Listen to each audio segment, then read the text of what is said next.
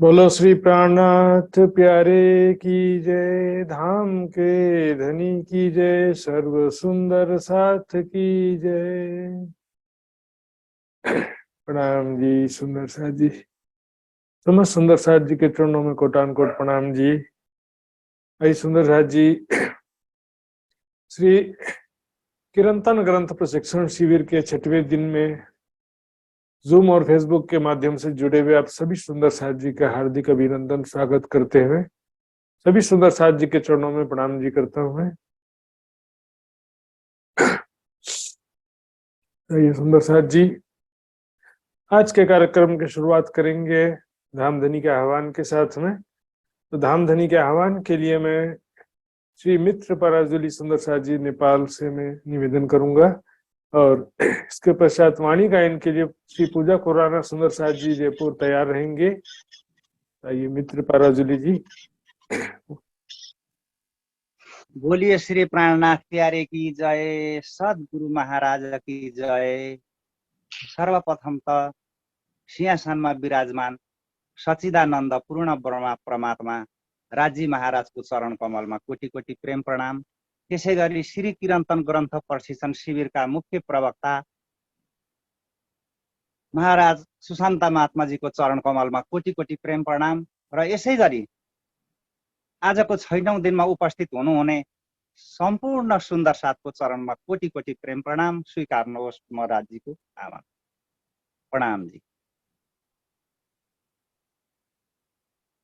आओ जीवाला मारे घेर, आओ जीवाला, आओ जीवाला मारे घेर, आओ जीवाला।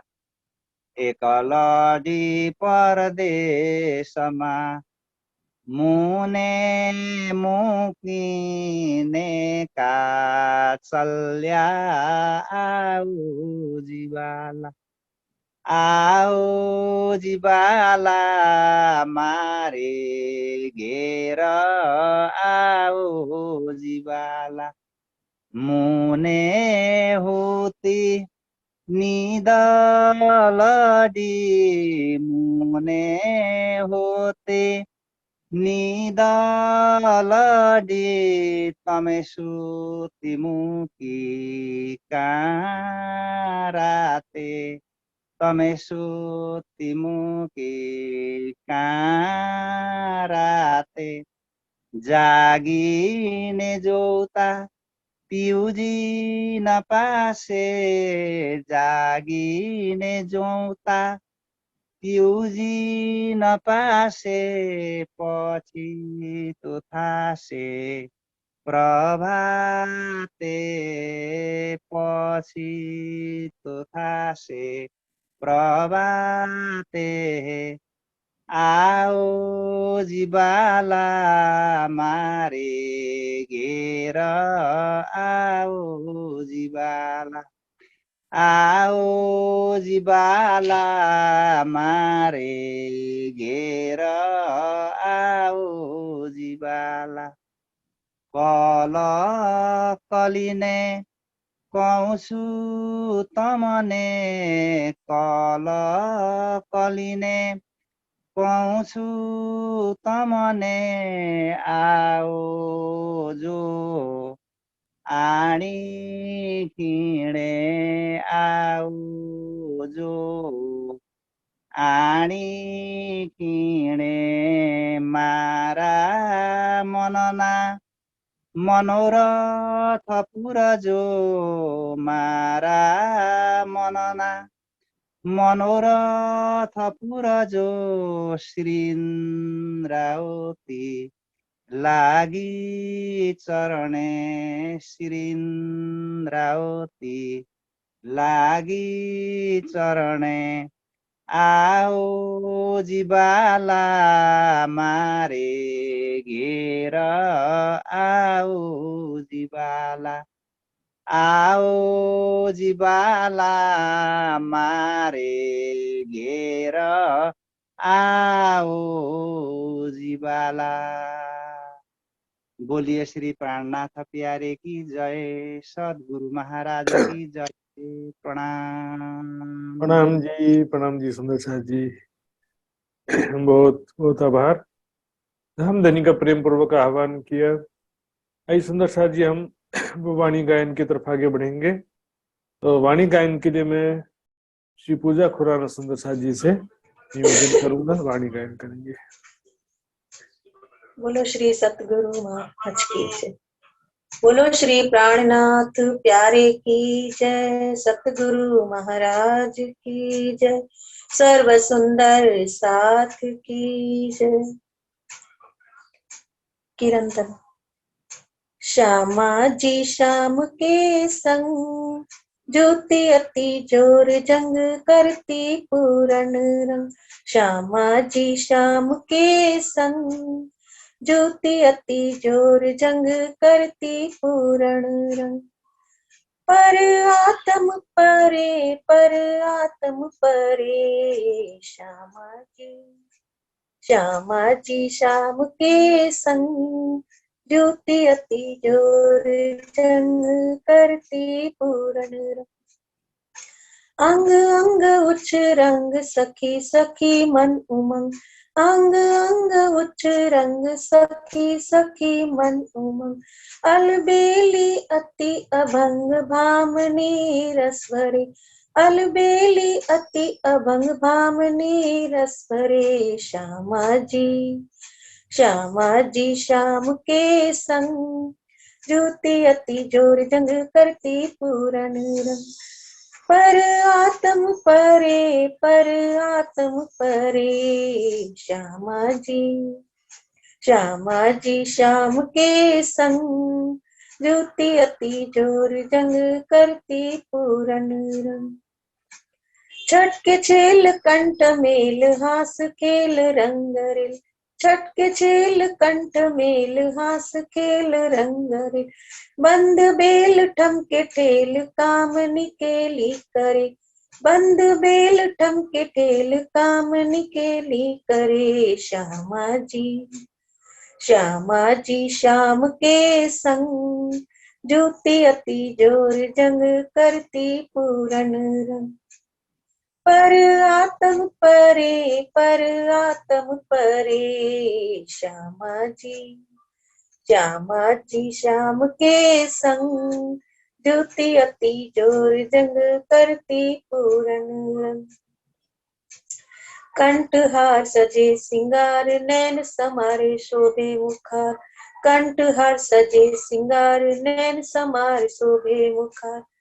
संगाधार करे विहार महामती काचरे, संगाधार करे विहार महामती काचरे। श्यामा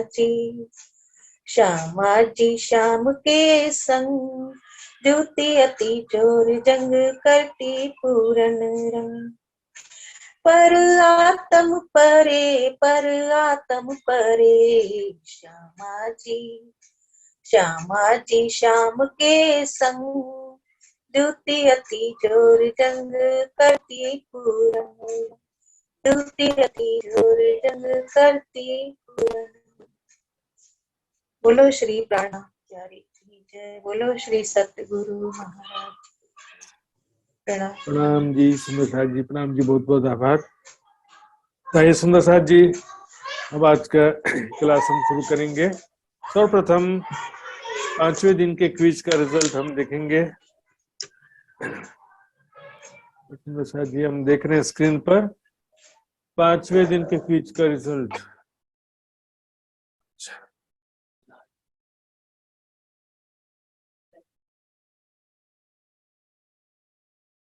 इस प्रकार है।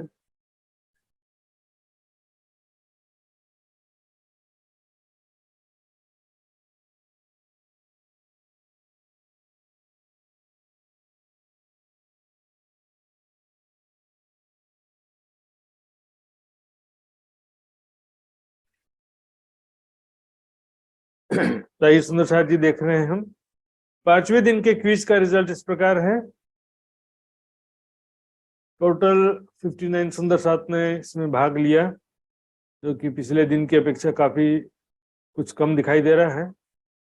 इसमें से पूर्ण अंक भी 17 सुंदर साथ ने प्राप्त किया है, तो इसमें बहुत ही थोड़ा थोड़ा भेद था, इसलिए भी कंफ्यूजन हो सकता है। हम देखते हैं पूर्ण अंक कौन कौन सुंदर साथ ने प्राप्त किया है। वृंदा सुंदर साथ जी वीरतामोड़ नेपाल, शकुंतला थापालिया वीरतामोड़ नेपाल, एवी पाटिल गांधीनगर गुजरात, भावना शाह मुंबई, सीमा चौहान दुर्ग, नीलू गुरुंग तनहू नेपाल, शीतल पटेल गुजरात, अरुणाबेन पटेल गुजरात, दीपिका शाह मुंबई, इंद्रावती उप्रेती बनेपा, इला एम पटेल गुजरात, दीपिका पाटिल, पिंका पटेल, मित्र पराजुली नेपाल, प्रीति वाढेर भिलाई छत्तीसगढ़, हिना सोलंकी उतई छत्तीसगढ़, जनुका केसी नेपाल। तो सुंदर साथ जी, ये सुंदर साथ जी ने जो पूर्ण अंक प्राप्त किए हैं। बाकी बहुत सारे सुंदर साथ जी 18-16 में भी हैं, वो भी नजदीक हैं काफी। सुंदर साथ जी अब शुरू करते हैं। 14 चौपाई तक के पिछले क्लास में हो गया था, आज हम 15वीं चौपाई से शुरू करेंगे। वंदो सतगुरु चरण को, करो सप्रेम प्रणाम, अशुभ हरण मंगल करण, धनी श्रीदेव चंद्र जी नाम, श्री प्राणनाथ निज मूलपति, श्री मेहराज सुनाम, तेज कुंवरी श्यामा युगल को, पल पल करूं प्रणाम, पल पल करूं प्रणाम।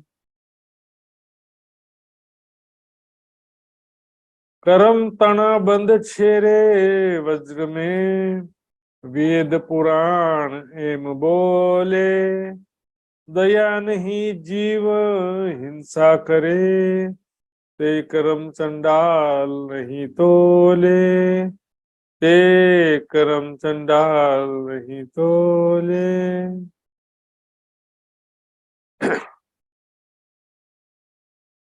वली जो जो रे तमें शास्त्र संभारी,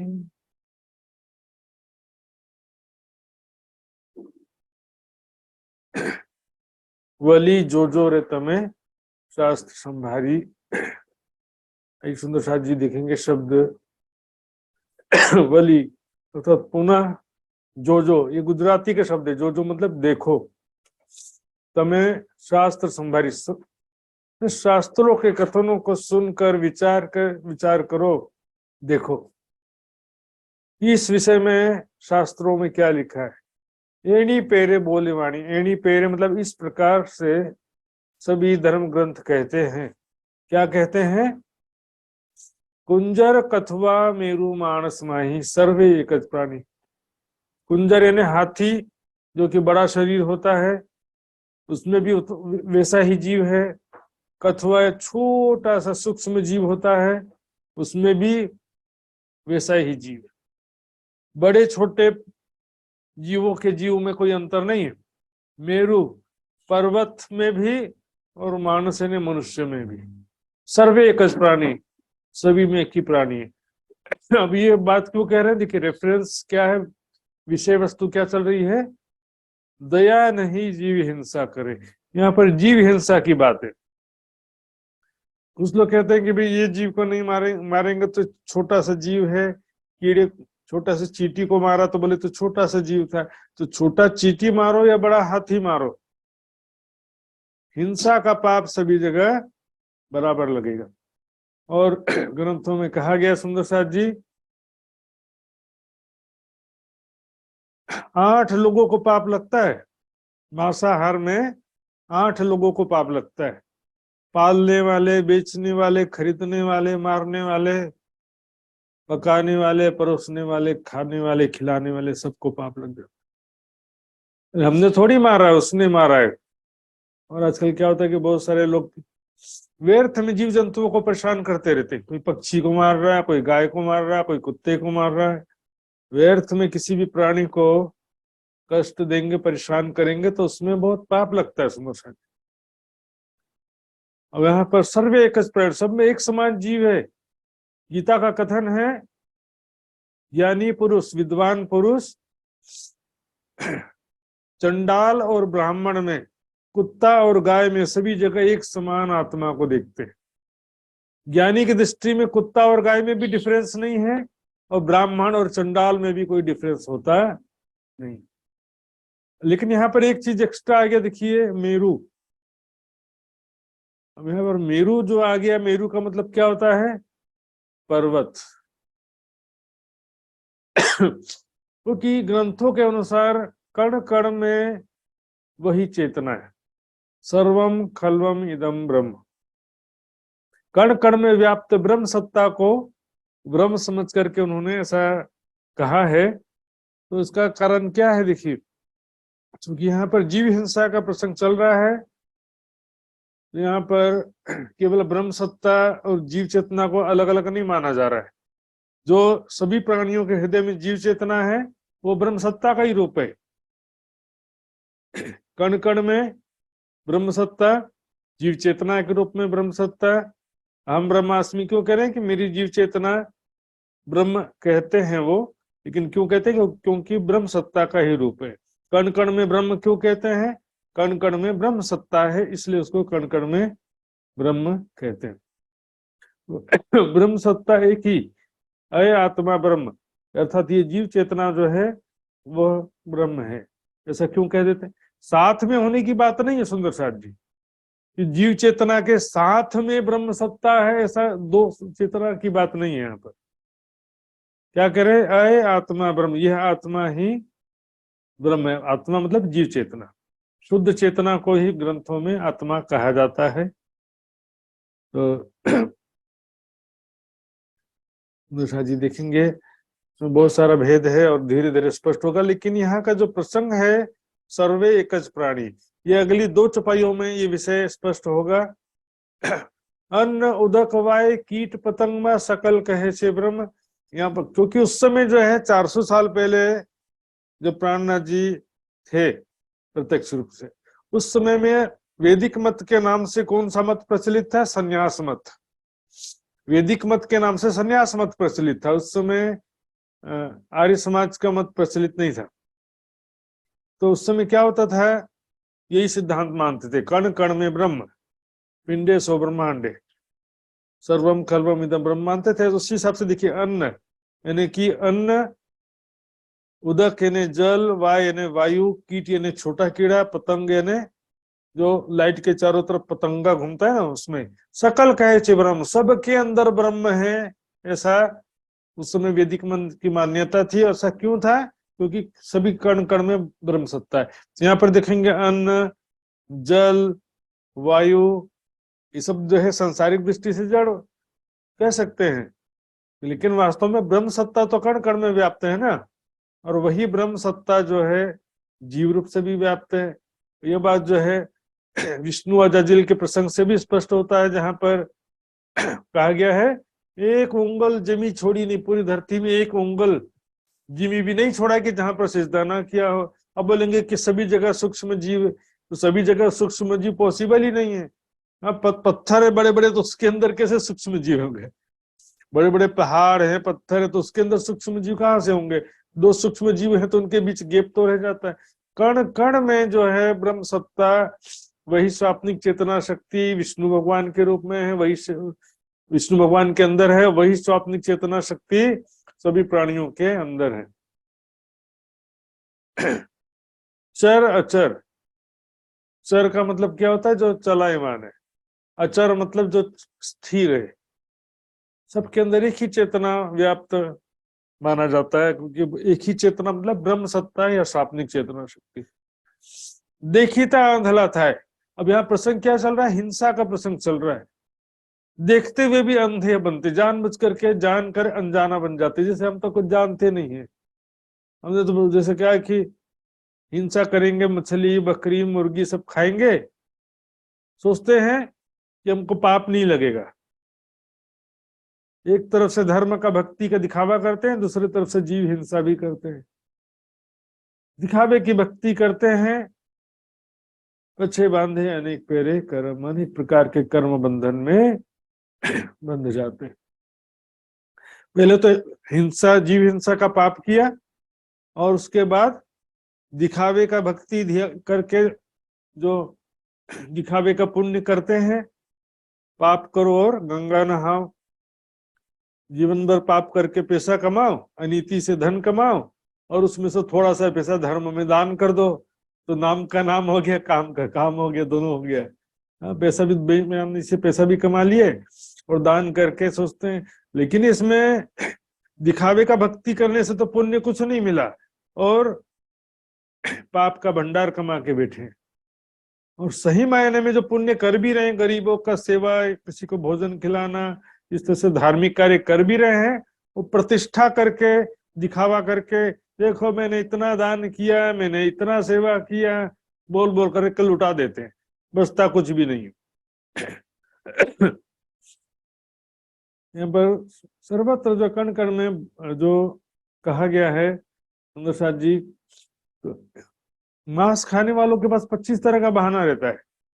कोई बोलेगा कि वेजिटेबल में भी जीव होता है, कोई बोलेगा कि हमने थोड़ी मारा है, वो तो बनाने वाले ने मारा है, पकाने वाले ने मारा है, हम तो बस खा रहे हैं, रेडीमेड तब बन के तैयार हो गया। और हमारे में से कई जो ऐसे लोग हैं जो देख नहीं सकते किस तरह से तड़पा तड़पा के मारे जाते हैं। मुर्गी बकरी, इसको कैसे तड़पा तड़पा के मारा जाता है, उसकी संवेदना को, उसके दुख को अनुभव करेंगे तो सहन नहीं कर सकते, इतना तकलीफ दिया जाता है उनको। तो वेरो सेठ के प्रसंग में भी हमने देखा था आपको कि वेजिटेबल में जीव है या नहीं है। देखिए, गाय का दूध लेने से गाय की हिंसा नहीं होती, गाय का दूध तो पीना ही है। वृक्ष का फल तोड़ने से वृक्ष की हिंसा नहीं होती, क्योंकि एक वृक्ष में यदि माना जाए तो भी एक ही जीव हुआ। तो अनावश्यक पेड़ तो काटना वैसे भी नहीं चाहिए, लेकिन यहाँ पर सुंदर जी वो एक अदृश्य विषय, हमको दिखाई पता भी नहीं है, दिखाई भी नहीं चल रहा है, कोई कहता क्या है, कोई कहता कुछ है। अब देखिए, हमारे सिर पे इतने सारे बाल हैं, बाल भी बढ़ते रहते हैं कि नहीं? एक एक बाल में एक एक जीव थोड़ी है, बाल बढ़ रहे हैं तो बाल के अंदर जीव है। जमीन में घास उग रहे तो क्या एक एक घास के अंदर भी जीव है? ये तो बहुत विवादास्पद विषय है, इसमें कोई प्रमाणित नहीं कर सकता है क्या एक एक घास के अंदर एक एक जीव है, एक एक पौधे, छोटे छोटे पौधे के अंदर एक एक जीव है। This is not proof. 5 मलिने काया पर ठीक 5 तत्व मिलकर के काया, मलिने मतलब मिलकर, काया पर ये शरीर बनता है 5 तत्वों से, शरीर और संसार।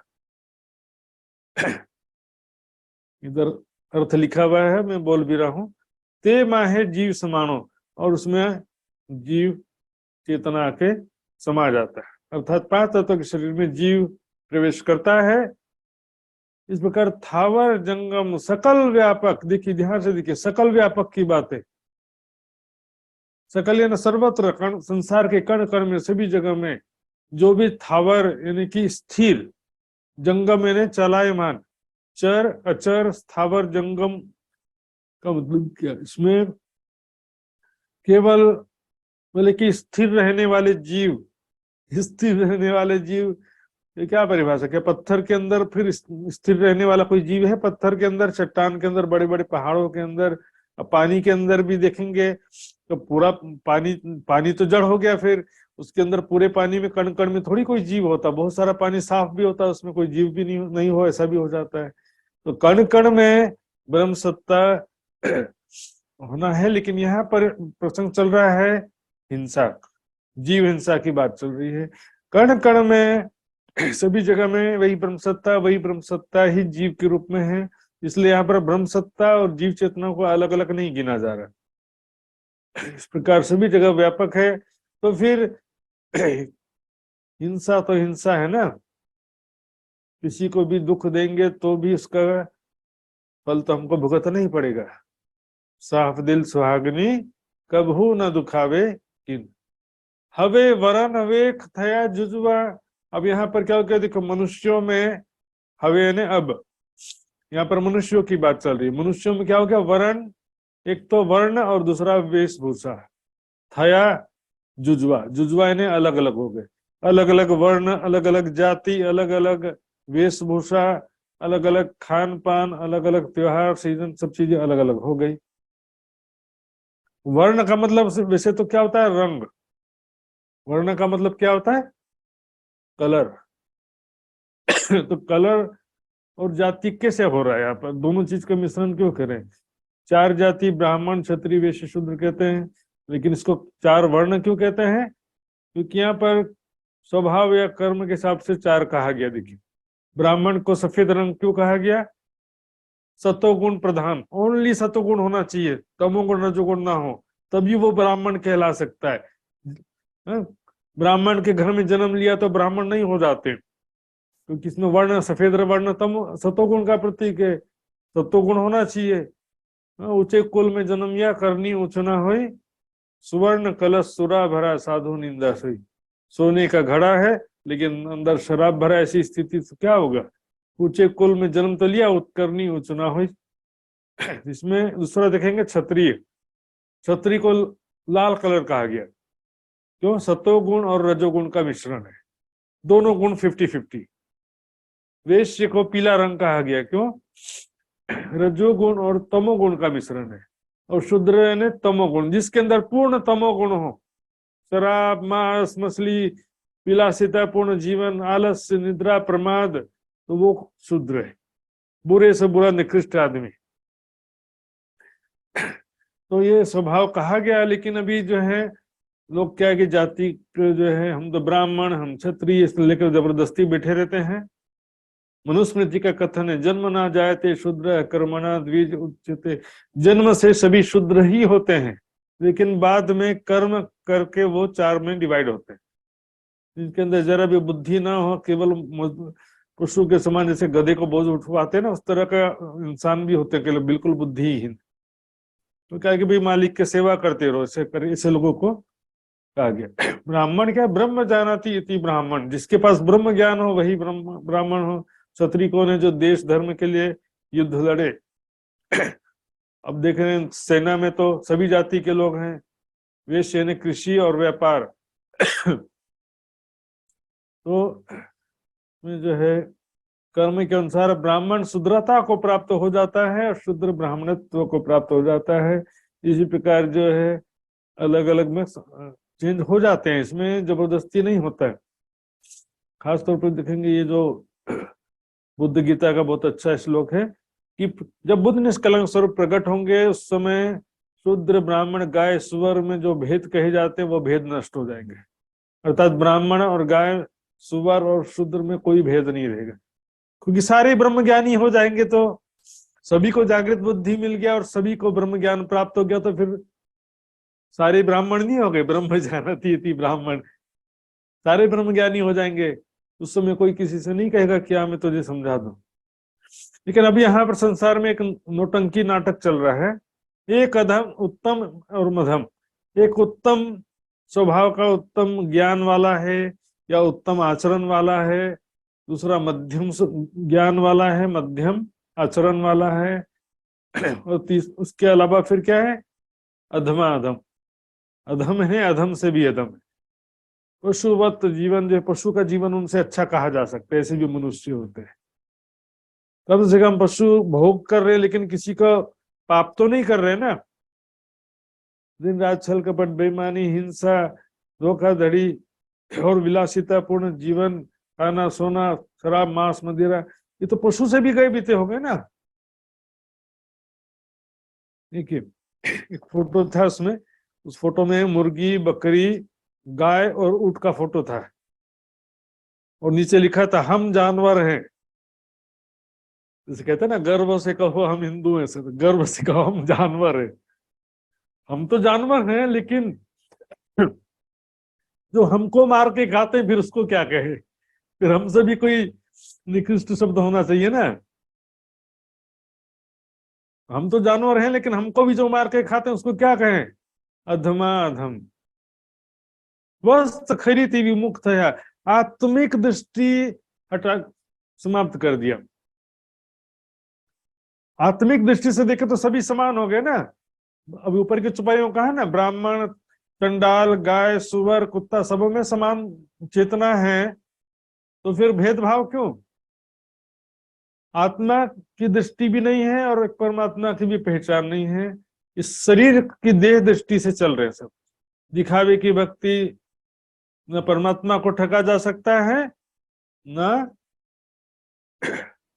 यमराज को। पछे चलवे ते अधमा अधम, अधम से भी अधम रहनी आचरण प्रदर्शित करते हैं। ऐसे संसार में बहुत सारे लोग हैं। पूरे गहला गहलो एवा वचन तोज कहूं छू। हूं यानी मैं, गुजराती के शब्द है हूं यानी कि मैं, गहलो ऐसा दीवानगी भरा, एवा वचन ऐसा ऐसे वचन तोज तो ही कह रहा हूं। पर न था बीजा कोई गहला, परंतु बीजा यानी दूसरा, अन्य कोई मेरे जैसा दीवाना ना होना, न था यानी नहीं होना। सब यहाँ शब्द अर्थ लिखे हुए हैं। कोई मेरे जैसा दीवाना नहीं होना, क्योंकि यहाँ पर वाणी में भी कहा गया ना, मुझे जैसा दीवाना ना कोई। यहाँ पर सच बात कहो तो लोग बोलेंगे दीवाना हो गया, और भीड़ के पीछे भीड़ चलेंगे तो बोलेंगे हाँ हम सब सही रास्ते पे चल रहे हैं। भीड़ के पीछे भीड़ चले जाओ, सारे ज्ञानी हो जाएंगे, बोलेंगे हम भी इतने भीड़ के साथ चल रहे हैं तो ये हम सब सही हैं। और जो थोड़ी संख्या में, उसको क्या कहेंगे कि हम ये जो है भटक गए हैं, बिगड़ गए। तो यहाँ पर क्या होता है, देखिए सब्जी की दुकान में 25 ग्राहक आए और जोहरी की दुकान में 5 ग्राहक आए, तो फायदा किसका ज्यादा होगा? संख्या पे नहीं जाना चाहिए। विस्मी वाटे चाली न सके, संयमित साधना भक्ति में जीवन के मार्ग में नहीं चल पाते, उनके बस की बात नहीं। देखो मजदूर के लिए मजदूरी करना सरल है, ज्ञान पढ़ो बोलने से वो भी नहीं होगा। निष्काम भक्ति यानी बिना कामना के भक्ति करो, वो भी नहीं होता है। लालच में तो भक्ति करते हैं, सुख प्राप्त हो जाए, नौकरी मिल जाए, बच्चा हो जाए, इसी के चक्कर में भक्ति करते हैं, स्वर्ग की प्राप्ति हो जाए। विस्मी वाटे, विस्मी ने कठिन, वाट रास्ता, चल नहीं सकते इसमें। दिखावे की भक्ति इसमें लगे हुए सारे। तो ऐसे लोगों को जो है, देखिए 4 तरह के लोग होते हैं। एक होता मजदूर, एक होता भिखारी, दूसरा मजदूर, तीसरा शिक्षित व्यक्ति जैसे टीचर, डॉक्टर, इंजीनियर, और चौथा बाद में बताऊंगा। तो पहला जो है, देखिए भिखारी क्या करता है, ऐसा 5 रुपए दे दो, 10 रुपए दो, बिना मेहनत के, बस हे भगवान इच्छा पूरी कर दो, दुख दूर कर दो। बिना कर्म के कुछ मिलने वाला नहीं है, कर्म प्रधान विश्व करी राखा। भर्तृहरि ऋषि ने कहा कि जब देवता भी बिना कर्म के फल नहीं दे सकते हैं तो देवता की पूजा क्यों करें? कर्म ही करो ना, वर्क इस वर्ष अच्छे कर्म करो, अच्छा फल मिलेगा। ये तो कर्म मार्ग है। तो जो मजदूर होते हैं वो कर्म मार्ग, जितना काम किया है उतना पेमेंट मिलेगा। सुबह से शाम तक मजदूरी करेंगे, सीमेंट की बोरियां उठाना, ईंटें उठाना, गड्ढा खोदना सब करेंगे तो कितना मिलेगा? मजदूरी मिलेगा, लेकिन मजदूर को तो मजदूर के हिसाब से पेमेंट मिलेगा ना। और टीचर, इंजीनियर, शिक्षित व्यक्ति को कितना मिलेगा? मजदूर को एक दिन मेहनत करने का मिलेगा तो 200, 300, 400 मिलेगा, और शिक्षित व्यक्ति को एक दिन का 1000, 2000, 3000, 5000 ऐसे मिलेगा। तो तीसरा जो ज्ञान मार्ग है वो शिक्षित व्यक्ति के जैसा है, ज्यादा मेहनत नहीं करना पड़ता। शिक्षित व्यक्ति को मजदूरी भी नहीं करना पड़ता है, बैठे बैठे काम करना, आराम से दिमागी काम है। ज्ञानेन सदृशम पवित्र में नहीं विद्यते, ज्ञान जैसा पवित्र करने वाला कुछ भी नहीं है। ज्ञान ही गंगा कहा गया, ज्ञान के बिना मोक्ष संभव नहीं है। लेकिन अब चौथा जो मार्ग है, पतिव्रता पत्नी, स्त्री का मार्ग, निष्काम भक्ति का मार्ग। पतिव्रता साधन क्या कहता है? पति कैसा भी हो, गरीब हो, झगड़ालू हो, लूला लंगड़ा हो, कोड़ी हो, मारने वाला हो, कोई भी हो, लेकिन पति की सेवा करते रहो। पति का प्रेम अपने मन से कम नहीं होना चाहिए। यहाँ पर जो आत्मा का पतिव्रता धर्म है, राज्य से, परमात्मा से बदले में कोई अपेक्षा नहीं करना, लेकिन अच्छे कर्म और भक्ति करते रहना। बोलेंगे ऐसा क्या फायदा फिर, जब कुछ मिलेगा नहीं तो क्यों करें। मनोकामना पूर्ण हो गई, चमत्कारी बाबा आए हैं, इस मंदिर में चमत्कार हो गया है, भीड़ की भीड़ लग जाएगी। फ्रॉड बातें सुनकर के भीड़ की भीड़ पहुंच जाती है। 20वीं वाटे चाली ना सके, ऐसे कठिन मार्ग पे निष्काम भक्ति के, वैराग्य और साधना के कठिन मार्ग पे नहीं चल सकते। वैराग्य है ही नहीं, संसारिक कामना के लिए ही तो भक्ति कर रहे हैं ना। संसारिक कामना के लिए 2 नंबर भी, बेईमानी भी कर रहे हैं, संसारिक सुखों के लिए हिंसा भी कर रहे हैं, और संसारिक सुख के लिए दिखावे की भक्ति कर रहे हैं। तो ये निष्काम भक्ति, आत्मकल्याण, वैराग्य सब उनके बस की बात नहीं है। मजदूर को बोलेंगे कि भाई पढ़ाई कर लो, तो बोलेगा ना ना देखो भाई मजदूरी का काम हो तो बताओ, नीचे जा रहे हैं। बोलेंगे 1 घंटा पढ़ाई करो, तुमको 200 रुपये देंगे, तो फिर भी नहीं पढ़ेगा। तेने लाग से वचन घना दोहेला, उसको वचन तेने, उसको ये वचन बहुत कष्टप्रद कठोर वचन लगेंगे। ये वचन किसी को बोल दो कि तुम किए हो, तीर्थ किए हो, पूजा करके आए हो, तुमको कुछ नहीं मिला, पुण्य भी नहीं मिला है, तो बड़ा दुखी हो जाएगा। पहले हम तो तीर्थ करके आए, क्या किए, डुबकी लगा के फोटो खींच के आगे, तीर्थ उससे क्या होने वाला है। दान किया है, भागवत कथा करवा दिया, यहाँ पर मंदिर में 1 लाख रुपए का दान कर दिया, रिजल्ट जो है 0। एक तो निष्काम भक्ति भी नहीं किया, निष्काम भावना से करते तो कुछ मिलता, पहला हृदय निर्मल होता है। सकाम भावना से भी कर रहे हैं तो गुप्त रूप से करना चाहिए था, प्रसिद्धि से पुण्य का नाश हो जाता है। सबको दिखा के करेंगे तो क्या होगा, कुछ भी नहीं बचेगा। एक जीव ने आहार दे बनावे, तेमा अनेक जीव संघारे। एक जीव को भोजन देने के लिए अनेक जीव का हत्या कर देते हैं।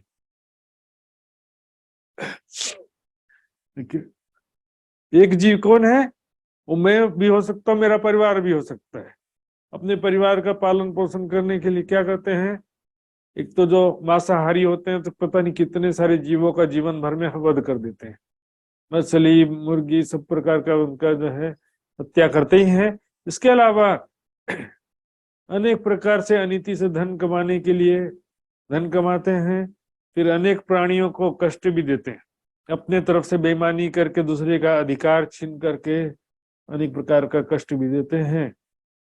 इस प्रकार फिर क्या करेंगे, दान एड़ी पेरे दान करे दया सो, फिर दया का प्रदर्शन करेंगे। यहाँ पर मछली खा के निकले थे, उधर जाकर बोलेंगे दया कर रहे हैं, दान कर रहे हैं। हमारा दया कहाँ चला गया, उधर ये जीव पे दया दिख रहा, वो जीव ऊपर दया नहीं दिखा था तुम्हारा। अल्लाह कृपालु है, दयालु है, परमात्मा दयालु है, लेकिन तुम कहाँ, दया कहाँ चला गया। एक तरफ से तुम हिंसा भी कर रहे हो, तो दूसरी तरफ कहते हो कि हम दान कर रहे हैं, दया कर रहे हैं। ये धर्म ते कान अवतारे, ऐसा धर्म किसी को भी भव से पार कर सकने में सक्षम नहीं है। भव से पार तो बहुत दूर की बात है, वैकुंठ निराकार की मुक्ति भी नहीं मिलने वाली और स्वर्ग भी नहीं मिलने वाला, सीधे नरक जाने वाले। क्योंकि पाप तो सब किया और पुण्य दिखावे का किया। तो टोटल बैलेंस देखेंगे ना, तो पुण्य जो थोड़ा बहुत किया भी था, सत्कर्म दान किया था, जो किया था वो बता बता के लौटा दिया, कुछ बैलेंस नहीं बचा। प्रसिद्धि से क्या होता है, शुभ कर्म नाम ना ले जाए, तब खत्म हो गया। पाप को जो है ब्याज सहित बढ़ाते रहे, छिपा करके सोचते हैं कि अनिति से धन पाओ और थोड़ा सा दान करके पुण्य भी कमा लो। पाप करके पुण्य करने से पाप नष्ट नहीं होता है, और पाप करके गंगा नहाने से तो क्या होगा, वो तो पुण्य भी नहीं किया। सिर्फ पानी में नहाना कैसा पुण्य। किसी गरीब को अपने भोजन खिलाया, किसी का दुख दूर किया, तो ये पुण्य में आता है। मंत्र जप किया है, तप किया, ये भी पुण्य में आता है। लेकिन डुबकी लगा के पानी में नहाया तो इसमें तो न तप हुआ, न जप हुआ, न दान हुआ, इसमें तो कुछ हुआ ही नहीं। 10 लाख खर्चा करके भागवत पुराण लगा दिया, लेकिन उससे न तुमको ज्ञान प्राप्त हुआ न श्रोतागण को, बस 7 दिन का भंडारा ही चलता रहा बस। अनेक संघ भी संघच काढ़ है, अनेक संघ हैं, संस्थाएं हैं जो क्या करते हैं, तीर्थ यात्रा संघ निकालते हैं। काढ़े मतलब निकालना, आयोजन करते हैं ना, चलो यहाँ से पद यात्री संघ चलेंगे, यहाँ चलेंगे, वहां चलेंगे, चारों धाम चलेंगे। पद यात्री भी होते हैं और गाड़ी भी में भी निकालते हैं, बसें भी निकालते हैं आज के समय में। तो क्या करते हैं, ऐसे समय में धन खर्चे थाए मोटा। धनवान लोग क्या करते हैं, स्पॉन्सर करते हैं कि इनका सबका एक दिन का भोजन की व्यवस्था मेरी है या गाड़ी का खर्चा मेरा है। इसलिए मोटा था। मोटा मतलब गुजराती में मोटा का मतलब बड़ा। प्रतिष्ठा प्राप्त करने के लिए, बड़ा बनने के लिए पैसा खर्चा करते हैं। और पैसा कहां से लाया था, सब 2 नंबर से बेईमानी से कमाया था। तो फिर वो पैसा का दान करेंगे तो क्या होगा। इसी कारण सभी आश्रमों में, मंदिरों में आज झगड़ा चलते रहता है। बेईमानी से पैसा कमा कमा करके 50,000 इसने दिया, 2 लाख इसने दिया, स्वागत करो, फूल हार करो। ईमानदारी जो है, पहले समय में नैतिक मूल्यों का बहुत ध्यान रखा जाता था। ना ना, बेईमानी का पैसा हमको नहीं चाहिए, हाथ भी नहीं लगाएंगे। क्यों, इससे मैं और मेरा परिवार दुखी होंगे, भविष्य में सब दुखी होंगे, इसलिए हमको बेईमानी का पैसा नहीं चाहिए। ऐसे नैतिक मूल्यों पर बहुत ध्यान देते थे, बहुत सख्त होते थे, दूसरे का पैसा हड़पते नहीं थे। कभी रहा आप ठगाइए और न ठगिए कोई, शुभ खुद दुखी हो जाओ, खुद नुकसान सहन कर लो, खुद ठगा जाओ, ये ज्यादा बेहतर है। आप ठगे सुख उपजे और ठगे दुख। लेकिन अभी क्या, दिखावे के चक्कर में पाप करके पुण्य करने का भी जो करते हैं तो भी कोई फायदा नहीं होता, क्योंकि पाप और पुण्य भी अलग अलग भुगतना पड़ता है। बांधी कर्म करावे यात्रा, इस प्रकार से यात्रा मतलब तीर्थ यात्रा। कर्म बंधन में बंद कर तीर्थ यात्रा कराते हैं। कर्म बंधन कैसा है, यहाँ पर जो दान दक्षिणा किया तो वो भी एक बंधन है। पाप लोहे की जंजीर है, पुण्य सोने की जंजीर है। एक तो अनिति से धन कमा करके पहले पाप का बंधन किया और दिखावे का भक्ति करके पुण्य का बंधन थोड़ा बहुत किया, लेकिन वो पुण्य भी प्रसिद्धि से नष्ट हो जाता है। फिर सोचते हैं पाप करके पुण्य करते हैं और क्या सोचते हैं, जाने कर्म सुकर से एक होता है, ये बुरे कर्म हमारे क्या कर लेंगे। अर्थात हमने दान कर दिया है, सेवा कर दिया तो हमारे पाप कर्म का फल नष्ट हो गया, ऐसा गलत फहमी में आ जाते हैं। दिन रात बेईमानी से पैसा कमाए और धर्म कार्य में कुछ पैसा दान कर दिया तो सोचते हैं कि मैंने पुण्य का काम किया है, इसलिए मेरे पिछले किए हुए पाप सब नष्ट हो जाएंगे। कुछ ज्ञान ही नहीं है इनको कि पाप और पुण्य एक दूसरे को नहीं काटते हैं। केवल ज्ञान के द्वारा ही पाप और पुण्य दोनों कर्म बंधन से नष्ट हो सकते हैं। ज्ञान अग्नि सर्वकर्माणि भस्मसात् कुरुते अर्जुन। इसलिए ज्ञान को ही गंगा, सत्संग को तीर्थ कहा गया, ब्रह्म ज्ञान को अमृत कहा गया। ब्रह्म ज्ञान के द्वारा ही कर्म बंधन नष्ट हो सकता है, और कोई दूसरा रास्ता नहीं है। दिखावे के भक्ति से तो कुछ फायदा वैसे भी नहीं होता है। दिखावे की भक्ति से तो न पुण्य मिलता है, न संसार में सुख मिलता है, न स्वर्ग का सुख मिलता है। मन माहे जाने हमें धर्म भोग वसु। मन में ऐसा सोचते हैं कि हमने बहुत अच्छा काम किया है तो हमें धर्म भोग वसु, अर्थात हम पुण्य का फल भुगतेंगे, अर्थात हमको दिखावे का जो भक्ति किया उसके बदले में सुख प्राप्त होगा सोचते। प्रकट पाप ना देखे, और जितना सारा पाप किया उसके तरफ उनकी दृष्टि नहीं जाती कि जो पाप मैंने किया उसका फल भी हमको भुगतना पड़ेगा ना, उसकी तरफ ध्यान नहीं है। वो तो मैंने दिखावे का भक्ति किया तो पाप नष्ट हो गया सोचते। कहीं भी किसी भी दृष्टि से कर लो, चाहे मक्का गए कल मुक्ति नहीं जो 100 जुम्मे पड़ी है, गंगा गए कल मुक्ति ना है जो 100 डुबकी लगाइए। लोग क्या सोचते हैं, पाप करो और गंगा में नहाओ, पाप करो और हज कर लो, तीर्थ कर लो। शुभ अशुभ बनने भोगवा, शुभ और अशुभ, अच्छे और बुरे, पाप और पुण्य बनने यानी दोनों कर्मों का फल भुगतना पड़ता अलग अलग। ये धर्मराज सर्वे लिखे, धर्मराज की यमराज के पास में सारे कर्मों का हिसाब होता है। अर्थात सभी धर्मराज को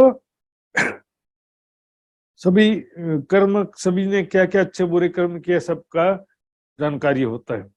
और चाहे ब्रह्म सत्ता को हो, परमात्मा को हो, तो उसको भी सब मालूम है। खुदा देखता है सबन, जानता है सबन के मन, तन की जाने मन की जाने, जाने दिल की चोरी। उस साहेब से क्या छिपा तेरे, इसके हाथ में तेरी डोरी। देखिए तीर्थ क्या होता है इस चौपाई में बता रहे हैं, और फिर अगली चौपाई में बताएंगे कि दान क्या होता है। तीर्थ तेजे एक चित कीजिए, कर्म न बांधिए कोई। देखिए तीर्थ जो है एक चित होकर, एक एकाग्र चित्त कैसे होगा, जब हमारे अंदर वैराग्य होगा, एकमात्र परमात्मा की तरफ होगी, आत्म कल्याण की तरफ होगी, तब तो एक चित्त होगा। कर्म न बांधिए कोई, सत्संग स्वाध्याय साधना भक्ति इसमें लगे रहना। पहले समय में एक नियम था गृहस्थी के लिए, 12 महीने में से 1 महीना तीर्थ करना है। साल में 12 महीने होते ना, तो 11 महीने घर का काम काज किया, पैसा कमाना, खाना, परिवार सब किया। लेकिन एक डेली 24 घंटे में 3 घंटा और 7 दिन में 1 दिन तो रहता ही है। इसके अतिरिक्त 12 महीने में से 1 दिन, 7 दिन में से 1 दिन, 7वां दिन उपासना का दिन माना जाता है। तो 7वें दिन पूरा दिन भर जो है परमात्मा के भक्ति में गुजारना। उपवास का मतलब क्या होता है, उपवास, परमात्मा के समीपवास करना, दिन भर परमात्मा को याद करना। अभी क्या एक टाइम खाना नहीं खाए तो बोलेंगे उपवास किया, एक टाइम खाना नहीं खाने को उपवास समझ लिए। तीर्थ यात्रा क्या है, 12 महीने में से 1 महीना घर छोड़ करके किसी आश्रम में जाके रहना है, किसी गुरु ज्ञानी संत योगी तपस्वी के सानिध्य में रहना, आश्रम में। वहां जाकर के 1 महीना तक स्वाध्याय सेवा साधना तप करना है, 1 महीना तक। उसके बाद फिर हृदय सही में निर्मल हो जाता है 1 महीने में। हृदय निर्मल होना ही तो तीर्थ है ना। शरीर को निर्मल कहाँ से होगा, वैसे भी सब गंदा होते जा रहा। नदियों का पानी साफ कराने के लिए हजारों करोड़ रुपए खर्चा कर दिया, फिर भी साफ नहीं हुआ। हृदय निर्मल करना ही तीर्थ है। कर्म ना बांधिए कोई, कर्म तो बंधन है, अच्छे कर्म बुरे कर्म दोनों ही बंधन है। सत्कर्म करना चाहिए, दान करना, जप करना चाहिए, लेकिन निष्काम भाव से ये सभी चीजें फायदेमंद है। एक परमात्मा की निष्काम भाव से भक्ति के अंतर्गत अब तप कर रहे हो, जप कर रहे हो, दान दान कर रहे हो, सेवा कर रहे हो, साधना कर रहे हो, एक परमात्मा के उद्देश्य से, तो ये सब चीजें निष्काम भक्ति हैं। और यही सब चीजें संसारिक सुख के लिए कर रहे हैं, तो वो सकाम भक्ति है। मैंने बताया ना, पतिव्रता स्त्री वो जो है बदले में कोई पेमेंट नहीं मिलता उसको, घर का सारा काम करेंगे, कोई फिक्स पेमेंट नहीं है। इंजीनियर डॉक्टर शिक्षित व्यक्ति, उसका फिक्स है पेमेंट, इतना पेमेंट मिलेगा।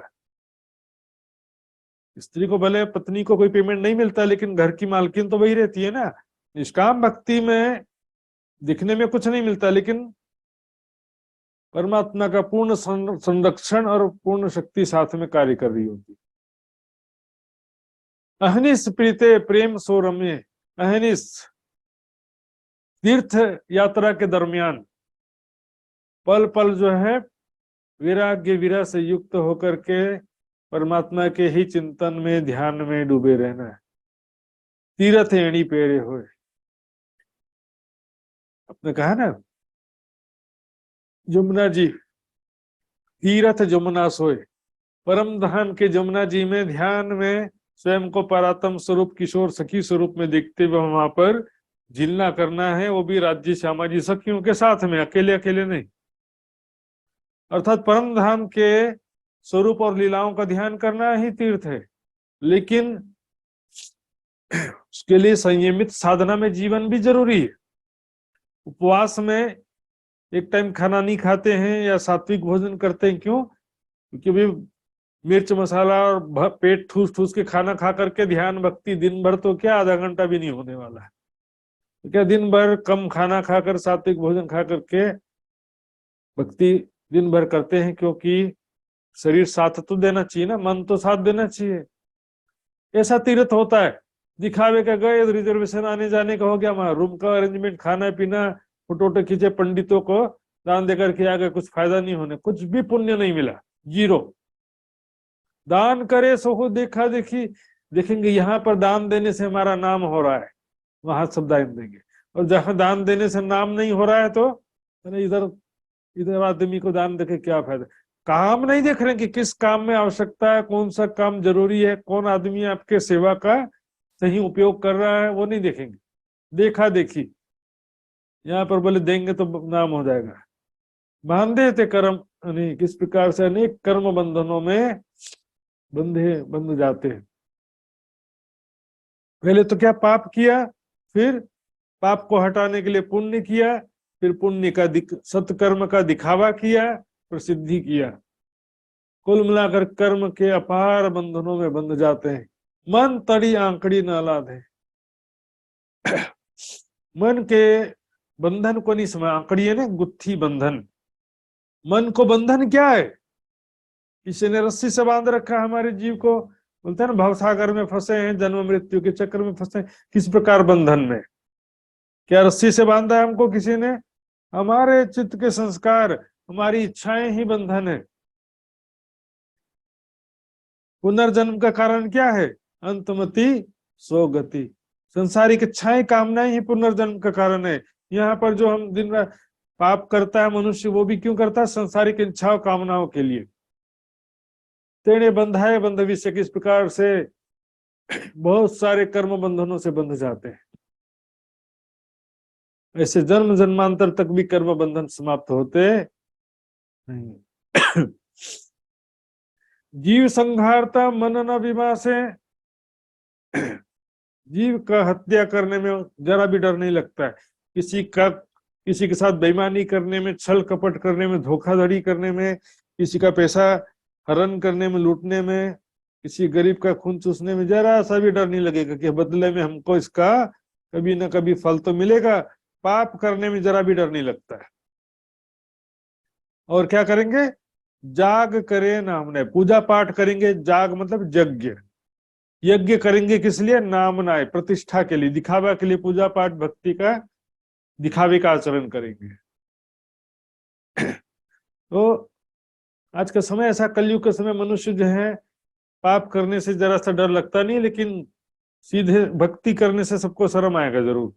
और जो सीधा साधा ईमानदार आदमी को तो काम ही नहीं है संसार में। भागवत में लिखा ना कलयुग का लक्षण, यहाँ पर अपना पेट पाल लेना, कलयुग में अपना पेट पाल लेना ही सबसे बड़ा पुरुषार्थ माना जाएगा। यानी कि इतना कठिन समय आएगा कि अपना पेट पालना भी कठिन हो जाएगा। और न्याय की व्यवस्था, पैसे वाले न्याय की व्यवस्था अपने अनुरूप कर सकेंगे। ये सब कैसे कठिन परिस्थिति यहाँ पर कलयुग में, पाप का भंडार, कर्म बंधाता कोई ना हो देखे, अनेकों पाप और पुण्य कर्मों बंधन में फंस रहे हैं, ये किसी को दिखाई देता नहीं है। पढ़ लेखो ले से जमराय यमराज सभी के कर्मों का फल देख रहे हैं यहाँ पर। देखिए सुंदर साथ जी, वैसे तो परमात्मा या ब्रह्म सत्ता के द्वारा सबका न्याय होता है, सभी कहते हैं, लेकिन प्रत्यक्ष रूप से भी देवी देवताओं को कार्यभार सौंपा तो गया है ना। ब्रह्मा जी को जगत की उत्पत्ति का कार्यभार, विष्णु भगवान को जगत के पालन करने का कार्यभार सौंपा, शंकर भगवान को जगत के संहार करने का कार्यभार सौंपा।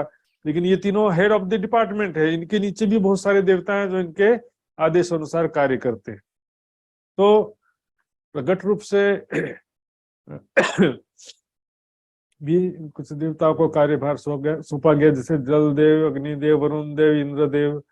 तो क्या किसी भी देवता का अस्तित्व नहीं है ऐसा भी हम नहीं कह सकते हैं। दोनों तरफ से बातों को घटाया जा सकता है।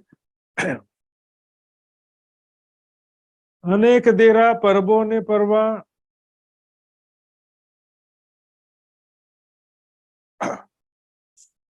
अनेक लोग क्या करते हैं? देरा, देहरा यानी मंदिर, पर्व यानी पानी का प्याऊ, पर्वा यानी अनेक प्रकार के पर्व, उत्सव, धार्मिक कार्यक्रम। इसमें धन खर्चे मोटाई, प्याऊ बनाने में, मंदिर में और पर्व उत्सव मनाने में क्या करते हैं? धन की खर्चा करते हैं, मोटाई, मोटा बनने के लिए, मोटा मानस से। प्रसिद्ध नाम कमाने के लिए। देखिए अब क्या होता है, बड़े बड़े जितने बेईमानी से पैसे कमाने वाले होते हैं उन्हीं के समाज में ज्यादा नाम चल रहा है। आज भी ऐसा होता है, दिखावे का, वो उसके पास सब पहुंच जाएंगे। ऐसे धनवान सेठ होते हैं ना जो बेईमान से पैसा कमाते हैं, बहुत सारा पैसा होता, तो ऐसे लोग के पास में सारे धार्मिक लोग भी पहुंचेंगे, दान कर दो, थोड़ा सा सेवा कर दो, सेवा से पाओगे पार। कहाँ से पार पा देंगे? 2 लाख सेवा देने से बहुत से पार हो जाते हैं, या 2 लाख सेवा देंगे तो परम धाम पहुंच जाएंगे। हृदय की निर्मलता और ईमानदारी कोई चीज है। अनिति का धन ना हमको सुखी कर सकता है, ना हमारे परिवार को सुखी कर सकता है कभी भी।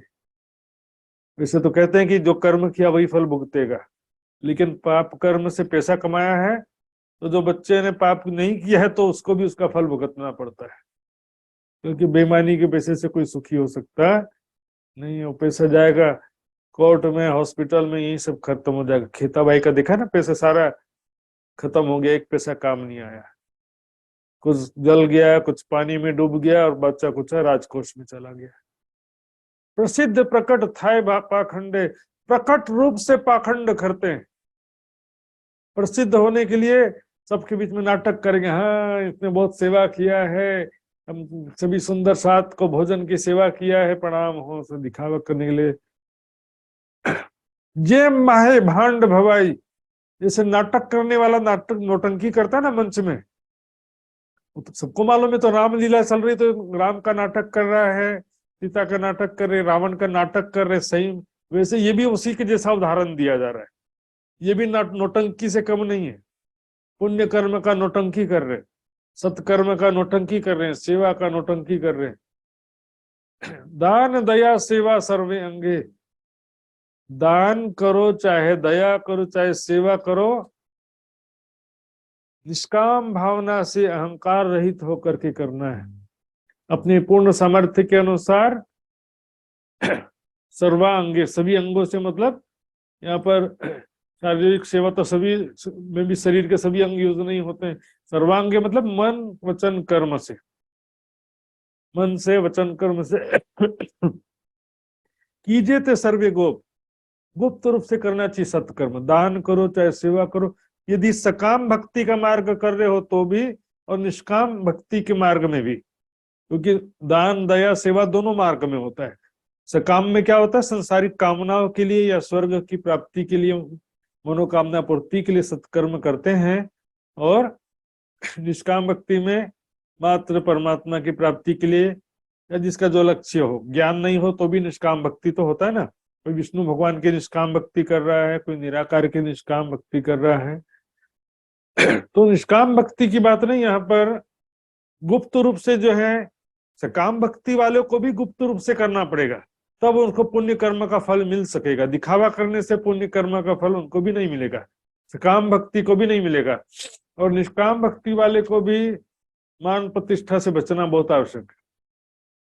दिखावा मतलब परमात्मा से दूर होने की बात है।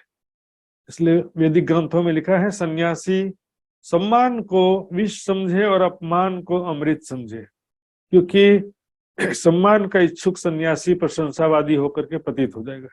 सब मेरी तारीफ कर रहे हैं, मेरी तारीफ करें, मैं इतना बड़ा योगी हूं, आप तो साक्षात परमात्मा हैं। अपमान जो है देखिए बहुत जरूरी है। दुख रे प्यारो मेरो प्राण को पात्र ओलखी ने कीजिए अर्चा। योग्यता देख करके जो योग्य है उसी की पूजा करो।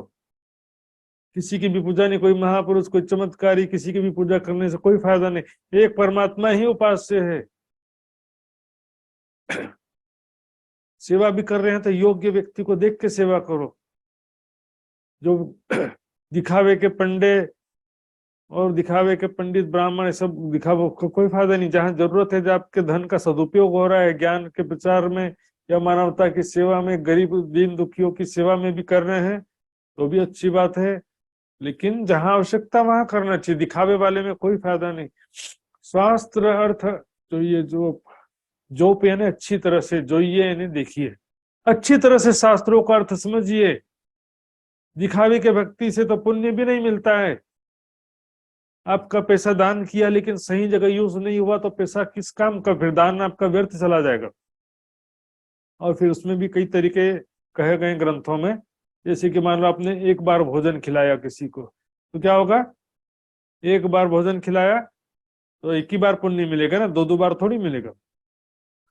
लेकिन जैसे मान लो कुआं खुदवा दिया, तालाब बनवा दिया, डैम बांध बनवा दिया, तो क्या होगा, इसका लाभ लोग कई साल तक लेते रहते हैं। हैंड पंप बनवा दिया, तो इस तरह क्या लोग उसका लाभ डेली लेते रहते हैं, तो उसका पुण्य का इंस्टॉलमेंट मिलते रहता है। लेकिन दिखावा करने से ये भी चला जाता है। और क्या होता है कि फिर सबसे बड़ा दान ब्रह्म ज्ञान का दान कहा गया है, क्योंकि सबसे बड़ा जो पुण्य है किसी जीव को जन्म मृत्यु के चक्र से छुटकारा दिलाना सबसे बड़ा सत्कर्म है। लेकिन इसको भी निष्काम भाव से करना होता है। हमारे दिल में केवल एक परमात्मा के ही चरण कमल की इच्छा कामना होना चाहिए। देखिए एक उदाहरण दे रहे हैं इस चौपाई में कि कैसे दिखावे की भक्ति की वजह से राजा जनक का सारी साधना भक्ति व्यर्थ चली गई। आगे प्रकट की धूरे जन के, राजा जनक ने क्या हुआ, अपने सिद्धियों का प्रदर्शन करने के लिए बोले कि देखो मेरे को तो अग्नि भी नहीं जला सकती है, अग्नि के ऊपर चलने लगे। दिखावे के कारण तुरंत साधना भक्ति व्यर्थ चली गई। पहले सही में होता था कि अग्नि में नहीं जलते थे वो, लेकिन सबके सामने अपने सिद्धि का प्रदर्शन करने लगे कि देखो मैं अग्नि से भी जलता नहीं हूं। उसी क्षण सारा पुण्य समाप्त हो गया और पैर तुरंत ही जलने लगा। क्या सिद्धि है, क्या शक्ति है, अंदर रखे रहना पड़ता। दिखावा करने से सब चले जाता। दाधो पग पग अग्नि में पैर जल गया राजा जनक का। त्यारे घड़ी खंडनी की थी नव योगी, वहां उपस्थित 9 योगियों ने, 9 ऋषियों ने राजा जनक का खंडनी किया, उसको खंडनी करके समझाया। रखे वृथा जाए साधन, रखे ने नहीं, व्यर्थ नहीं जाना चाहिए आपका सारा भक्ति साधना, व्यर्थ क्यों जाने दे रहे हो। दिखावा करके अपनी भक्ति साधना सेवा पूजा इसका प्रदर्शन करके उसका फल क्यों नष्ट कर रहे हो। इसको मत दिखाओ। रखे वृथा जाए साधन, सारा मेहनत भी किया, जैसे कि मैंने मेहनत करके 5,000 कमाया और कोई किसी ने आकर के मेरा पैसा लूट लिया। मेहनत भी हो गया और पैसा भी नहीं मिला। अशुभ कर्म निंदा लिए, शुभ कर्म नामना ले जाए। गोप साधन कीजिए ते माटे, जेम सुख जीवने बहुत थाए। जिससे कि उस सत्कर्म का फल आपके जीव को मिल सके, इसलिए गुप्त रूप से साधन करो, दिखावे का मत करो। सत व्रत धारण सो पालिए, सत्य व्रत नियम पूर्वक। व्रत का मतलब क्या, जो आपने नियम बनाया है या संकल्प लिया है। आप जो परमात्मा की भक्ति का संकल्प लिया है, निष्काम भक्ति का संकल्प लिया है, मोक्ष की कामना दिल में लिया है, जीवन का उद्देश्य जो है मोक्ष प्राप्त करना, जन्म मृत्यु के चक्र से छुटकारा पाना है, तो उसको क्या है कि दृढ़ निश्चय पूर्वक धारण सो पालिए, मतलब दृढ़ निश्चय पूर्वक उसका पालन करो। कितना भी दुख आए तो दुख से घबराना भी नहीं है और सुखों के लालच में भी नहीं आना है। जहां लगे उभी दे, जब तक हमारा शरीर खड़ा है, सुरक्षित है, ये शरीर सुरक्षित है, तो सत्कर्म करते रहो, परमात्मा की भक्ति निष्काम भाव से करते रहो, साधना स्वाध्याय सत्संग करते रहो। बूंद बूंद से घड़ा भरता है, लगातार सत्कर्म करते करते बहुत सारा अच्छे कर्मों का बैलेंस हो जाता है। थोड़ा थोड़ा ज्ञान प्राप्त करते हुए भी बहुत सारा ज्ञान हो जाता है। अनेक विघ्न पड़े जो माथे, कितना भी कष्ट आए, कितना भी बाधा आए, तो है न मुक्ति से नहीं। ये है निष्काम भक्ति का मार्ग। परमात्मा यहाँ तो बोले कि इच्छा पूरी नहीं हुई, दुख आ गया तो भगवान बदल दो, ये भगवान अच्छा नहीं है। गणेश जी का भक्ति किया तो बोले चलो हनुमान जी का ट्राई करके देखो, वहां भी इच्छा पूरी नहीं हुई, बोलेंगे देवी माता का करके देखो, शंकर भगवान का करके देखो। ये देवी देवता इच्छा पूरी नहीं करते, क्या भूत प्रेत चुड़ैल का पूजा करो, जल्दी अच्छा होगा। जय चुड़ैल मां स्वरूप। दिखावे का जहां कोई ईमान नहीं है, तो है ना मुक्ति स्नेह। निष्काम भक्ति, कितना भी तकलीफ हो, हमारा प्रेम भक्ति कम नहीं होना चाहिए। ये है निष्काम भक्ति। सकाम भक्ति में स्वर्ग चले भी गए तो पुण्य का क्षय होने पर वहां से निकाल दिया जाएगा। ये संसार में सुख प्राप्त है अभी, लेकिन पुण्य का क्षय होने पर वह सुख भी समाप्त हो जाएगा। आज हमको जो सुख मिल रहा है कल भी रहे, ऐसा चाहते हो तो पुण्य करते रहना चाहिए, अच्छे कर्म करते रहना चाहिए। लेकिन निष्काम भक्ति में क्या होता है कि पहले परीक्षा होती, पहले कष्ट आता है, बाद में वैकुंठ का सुख मिलता है या बेहद मंडल का सुख बाद में मिलता है, पहले कष्ट उठाना पड़ता है। और सकाम भक्ति में क्या होता है, पहले सुख मिलता है और पुण्य का क्षय होने पर बहुत सारा दुख आ जाता है। यहाँ निष्काम भक्ति की बात चल रही है। अनेक विघ्न पड़े जो माथे, जितना भी कष्ट आए लेकिन परमात्मा का प्रेम भक्ति हमारे हृदय से कम नहीं होना चाहिए। भागवत वचन जो जो रे विचारी, उसे आज की अंतिम चौपाई ध्यान से सुनेंगे।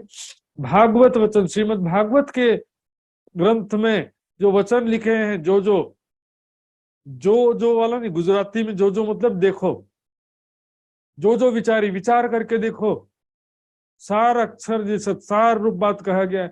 समझने वालों के लिए श्रीमद् भागवत में भी बहुत सारी बात लिखी है। वही भागवत ग्रंथ 7 दिन तक विरह वैराग्य पूर्वक सुनकर राजा परीक्षित ने वैकुंठ की प्राप्ति कर लिया। तो भागवत ग्रंथ को छोटा, अन्य इतना भी छोटा नहीं है वो, 7 दिन वचनों में है वैकुंठ पार उतारे। ठीक है, ब्रह्म ज्ञान के सामने, ब्रह्म ज्ञान ब्रह्मवाणी के दृष्टि में उसका कोई महत्व नहीं रह जाता है, लेकिन जो सकाम भक्ति का मार्ग है उसकी दृष्टि में कह रहे हैं कि श्रीमद् भागवत में क्या कहा गया, वैराग्य ज्ञान और भक्ति, वैराग्य ज्ञान और भक्ति का मार्ग, उसमें इन 3 चीजों को प्रधानता दर्शाया गया और कहा गया कि गोपियों के समान प्रेम लक्षणा भक्ति का मार्ग करो। लेकिन लोग अभी भी क्या है कि संसारिक सुखों के लिए, स्वर्ग के सुख के लिए दिखावे की भक्ति करते हैं। जीवने जगाओ वचन प्रकाशी भागवत, ये तो बात भागवत से भी स्पष्ट है कि पाप लोहे की जंजीर है, पुण्य सोने की जंजीर है, दिखावे की भक्ति मत करो। स्वर्ग नरक दोनों नाशवान है, पाप और पुण्य दोनों बंधन है। पाप लोहे की जंजीर है, पुण्य सोने की जंजीर है। पुण्य का क्षय होने पर स्वर्ग से भी निकाल दिया जाता है। ऐसी बातें तो भागवत ग्रंथ में भी लिखी है।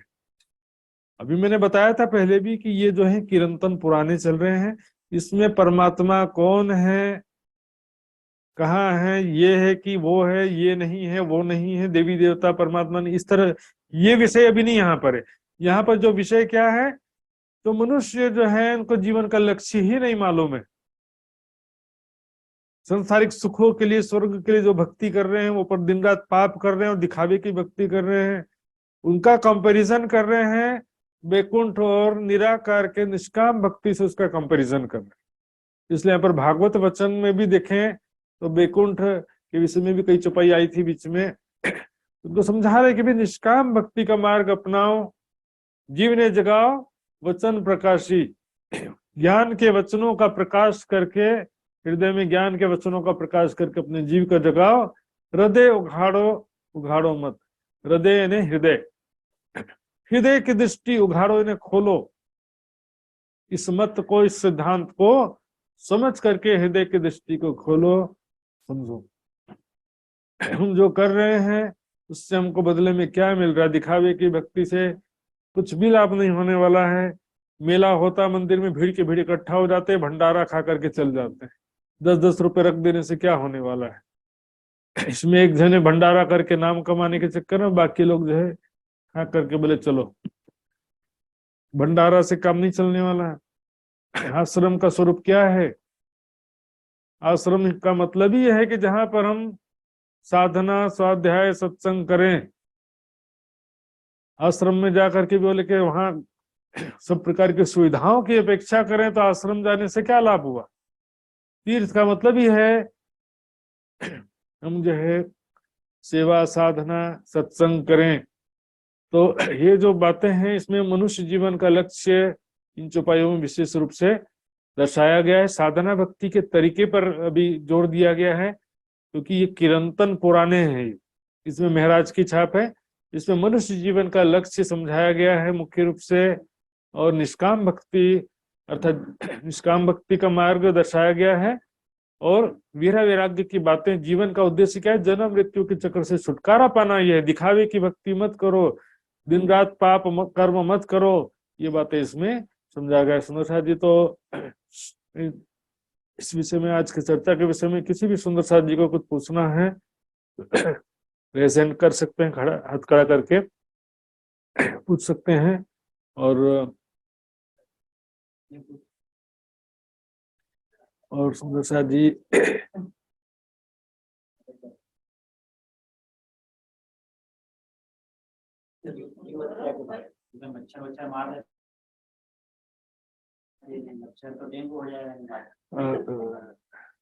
हाँ, मच्छर को एक प्रश्न आ रहा है कि जीव जैसे मच्छर को मार देते हैं, हिंसक जो कीटाणु होते हैं, मच्छर होते हैं, उनको मारने से पाप लगेगा कि नहीं लगेगा, या जीव हिंसा होगा कि नहीं होगा।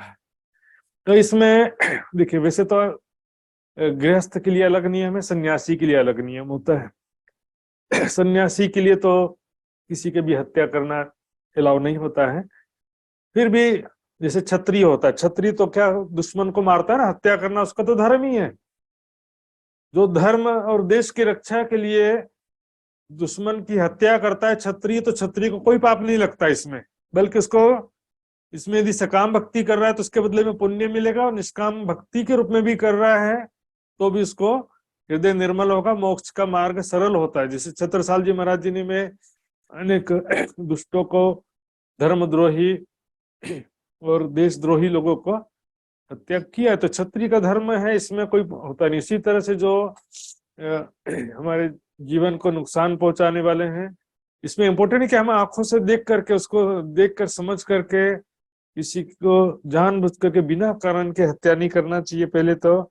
और जो यहाँ पर हमारे जो बुरे जीव हैं उनका हत्या, बुरे जीव बुरे प्राणी का हत्या करना इसमें अलाउ होता है धर्म न्याय के अनुसार। तो इस विषय में मच्छर यदि परेशान कर रहे हैं तो मच्छरों को भगा देने के लिए कुछ उपाय किया जा सकता है, लेकिन सन्यासी के लिए अलग नियम हो जाता है। सन्यासी देखो, जान करके वो किसी भी प्राणी को कष्ट नहीं देना होता सन्यासी, क्योंकि वो तो पूर्ण रूप से डिवोटेड है, कितना भी कष्ट आए उसको अपना धर्म नहीं छोड़ना होता है। सुंदर साथ जी, तो ये सुंदर साथ जी, आज का समय पूरा होता है और सुंदर साथ जी अब चौपाई दोहराएंगे।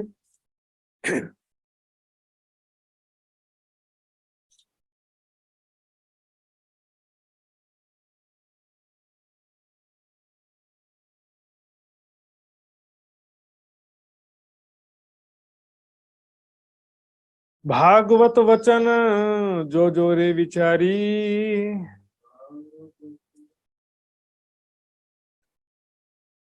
सार अक्षर जे सत,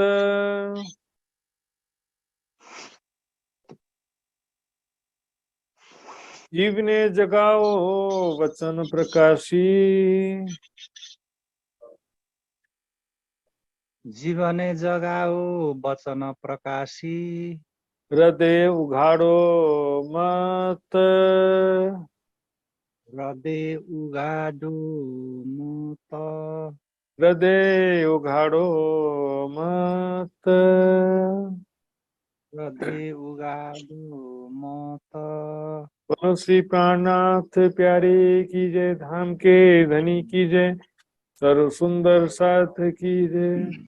प्रणाम जी सुंदर जी। तो प्यारे सुंदर साथ जी, आज का नोट्स और क्विज का लिंक रात तक के रख दिया जाएगा व्हाट्सएप ग्रुप में, और कल की जो जूम क्लास है वो लिया जाएगा, लेकिन थोड़ा सा समय का आगे पीछे भी हो सकता है, तो व्हाट्सएप ग्रुप में मैसेज का थोड़ा सा ध्यान रखेंगे सुंदर साथ जी। मैसेज के द्वारा मैं आपको सूचित करूंगा यदि कोई परिवर्तन होता है तो शेड्यूल में, क्योंकि कल थोड़ा सा लोकल जर्नी भी है और एक लोकल प्रोग्राम भी है, उसके हिसाब से मुझे देखना पड़ेगा क्या हो सकता है कल के दिन। आइए सुंदर साथ जी, अब कार्यक्रम के समापन की ओर आगे बढ़ते हैं। तो मैं शीतल पटेल सुंदर साथ जी गुजरात से निवेदन करूंगा, रामधनी की अर्जी का गायन करेंगे शीतल पटेल जी।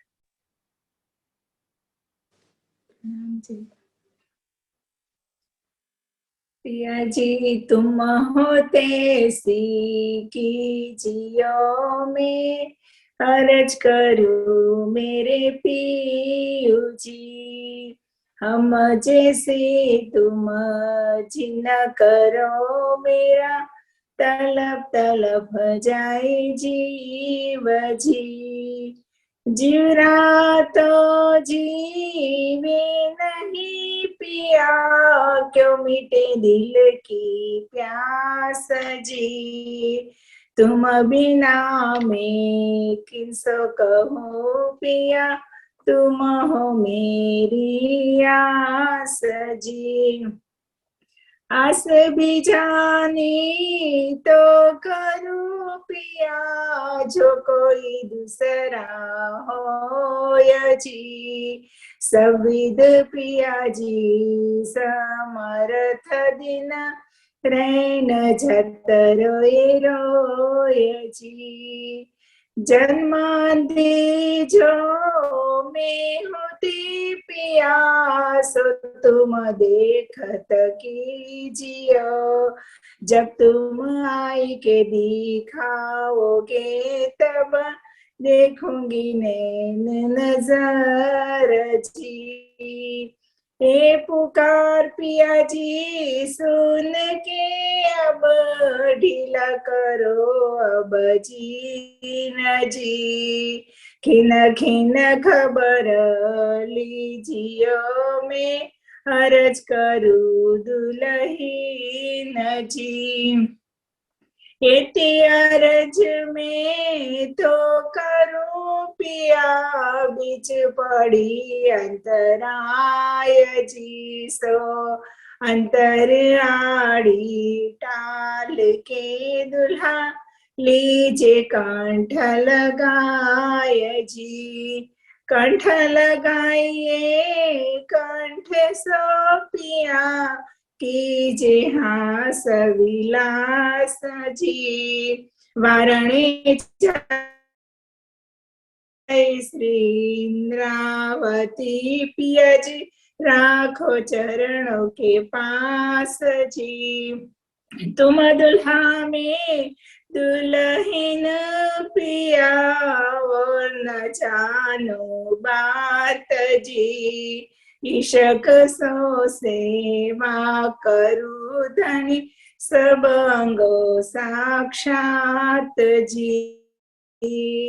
सदा सुखदाता श्री धाम धनी, में कहा कहूँ किसो बात जी। श्री महामति युगल स्वरूप परवारी, अंगना बलि बलि जाय जी। अंगना बलि बलि जाय जी। बोलो श्री प्राणनाथ प्यारे की जय। प्रणाम।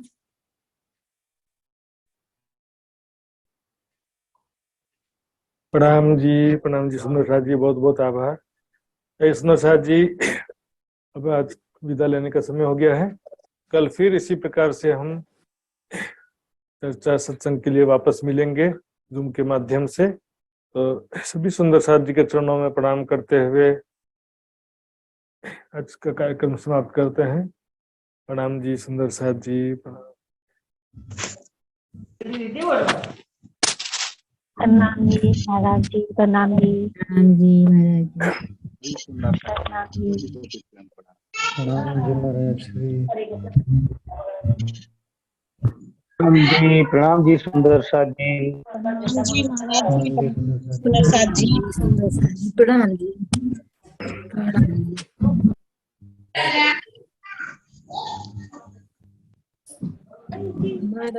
प्रणाम जी। प्रणाम जी, प्रणाम जी महाराज जी, प्रणाम जी।